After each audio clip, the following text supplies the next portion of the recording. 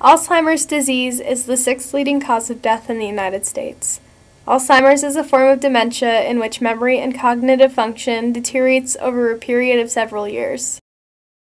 The cerebrum is the first part of the brain affected when the early detection symptoms of Alzheimer's begins to show. Some of these symptoms include short-term memory loss, difficulty with familiar tasks, withdrawal, decreased judgment, and changes in mood or personality.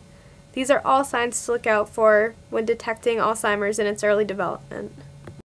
My grandfather Marcel was diagnosed with Alzheimer's disease in 2007. At the time, I didn't understand much about the disease, and I thought it was a normal part of aging. He would forget names, addresses, and would even get lost driving to familiar places and would need somebody to come get him and bring him home. And eventually he could no longer drive. Alzheimer's disease is a progressive illness, and the brain becomes increasingly damaged over time.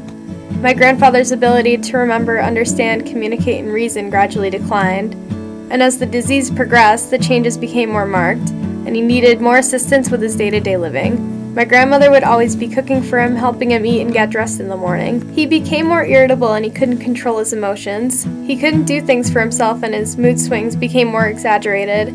He would grow irate, anxious, and melancholy. His memory worsened, and his inability to recognize familiar faces became more prevalent. My grandfather had a difficult time recognizing close family members, like my sister and I. He had brief moments of lucidity, but they were few and far between. One day my grandmother was trying to help him, and he burst out into a tantrum and tried to strike her. After that, he was sent to a nursing home, and my grandmother tried to spend as much time with him as she could. He was treated with different types of mood stabilizers and medications to help with the outbursts and tantrums.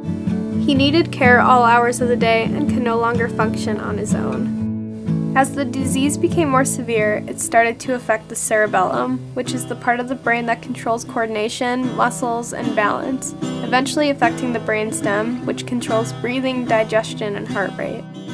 Eventually, his ability to walk was impaired, and he became confined to a bed in a wheelchair. And in 2010, my grandfather passed from Alzheimer's disease. There is currently no cure for Alzheimer's disease. There were no treatment options for my grandfather when he was diagnosed because he was too far along. My grandparents got a dog at home to help him cope with his illness.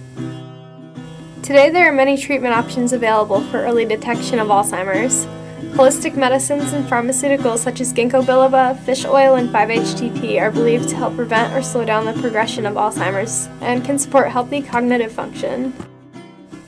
If someone you love is showing symptoms, it's important to see a doctor for an early diagnosis. Taking care of our bodies can have major effects on preventing Alzheimer's in the long term, and we should have healthy diets, maintain a healthy blood pressure, and keep our minds and our bodies active. Since there is currently no cure, researchers hope to better understand Alzheimer's. There are charities and walks to end AD that go all over the country to help raise money and research in hope to one day find a cure.